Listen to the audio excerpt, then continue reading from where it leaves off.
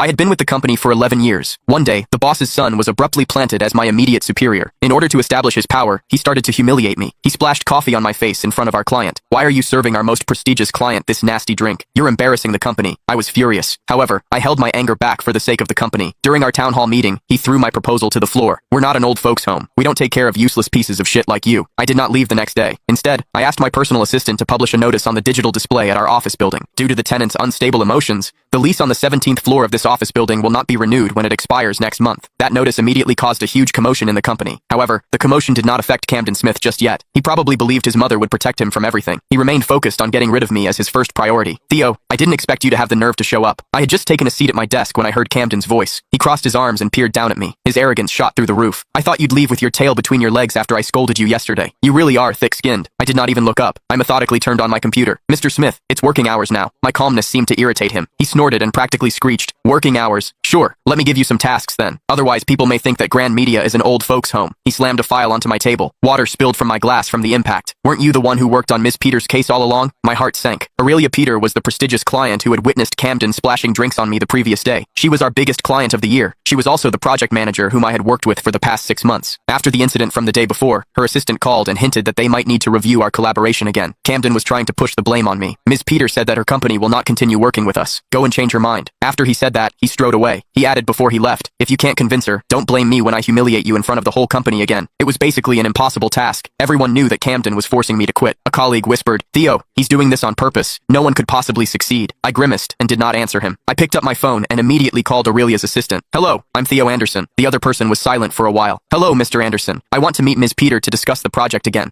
No matter what the results are, I'd still like to wrap things up properly. The assistant sounded a little hesitant, but she still agreed to check with Aurelia. After 5 minutes, she called me back. Mr. Anderson, Ms. Peter has agreed to meet you. The meeting will be held at Cloud Cafe at 3 p.m. today. I ended the call calmly. Camden was a little shocked when he realized I still managed to earn Aurelia's time. He put on a fake smile. Wow, you really have your ways. However, I have to remind you that there will be consequences if you can't change her mind. I ignored him and started to prepare my documents for the afternoon meeting. It was half an hour before departure time. I was about to print out the proposal that I had prepared. Camden held a cup of coffee in his hand as he exited the pantry. He seemed to be waiting for me. When he passed by, he pretended to accidentally bump shoulders with me. The document flew out of my hand, and the papers scattered across the floor. Oh no, I'm sorry, I didn't see you. As he apologized, his eyes glinted smugly. Before I could bend down to pick up the papers, he stepped onto the few crucial papers of the proposal with his polished leather shoe. He ground his foot and left gray footprints on the papers. He leaned down and whispered, well, these are just waste papers anyway. I'm just helping you to dispose of them. You're welcome. Everyone around us was quiet. They did not even dare to breathe loudly. Camden was smug as he looked down at me. He was waiting for me to lose my temper. However, I just silently stared at the proposal he destroyed. Then, I looked up and smiled at him. Click the link in my bio to get the full story for free.